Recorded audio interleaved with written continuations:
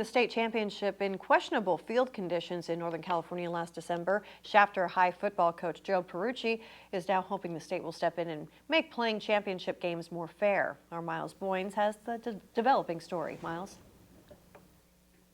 Rochelle, it's no secret how Shafter head coach Jerald Pierucci felt about Orland's field conditions when his boys lost to Orland for the Division V state football championship back in December.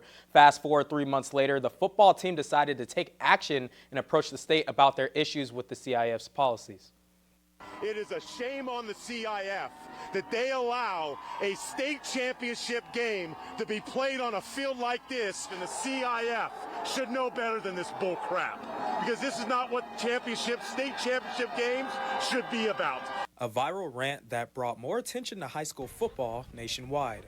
Last December, the Shafter Generals football team played in their first ever state championship game against Orland. Not having the same privilege of schools like Liberty, who played at a top-notch facility in Saddleback College, the Generals were required to drive 5.5 hours north to Orland, which had questionable field conditions. Watching what those kids were allowed to play on, and then looking down and watching what, my team was being made to play on, just really brought to bear that there's something not equitable about these two state championship football games. As a result, State Senator Melissa Hurtado introduced Senate Bill 486, which would require the CIF to hold all state championship football games at a neutral site. We think our government's just kind of this big conglomerate, right? And it is, but every once in a while you see something like this that affects you personally, and you're like, man, they really do some things that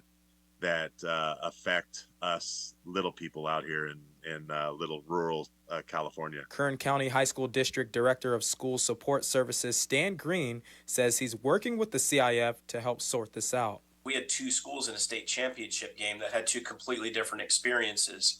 And if we're trying to provide experiences for our students on the biggest stage, then we want them to be comparable. Pierucci, along with two of his players, Ezekiel Osborne and Marion Sloan, took a trip to the state capitol where they spoke in front of a Senate subcommittee in attempts to bring equality to smaller schools. The perfect happy ending is that all state championship football games are held at a neutral site, and just that the experience for everybody who gets the chance to go to a state championship football game is the same and just special for them. But if they were to take away the little schools from playing at the other sites, they would lose the cash cow that we are, and it makes it tough on them. Which, I mean, if you're gonna do my whole thing, just if you're gonna do it right, and right now they're not doing it right. Proven not to shy away his opinion on the CIF's role in this situation. When you're an organization that netted $1.1 million last year,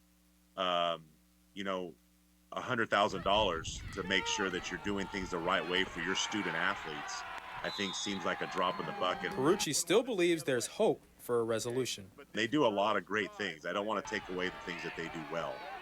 It's just sometimes they get out of whack a little bit, and it takes things like this to kind of get them back in order again.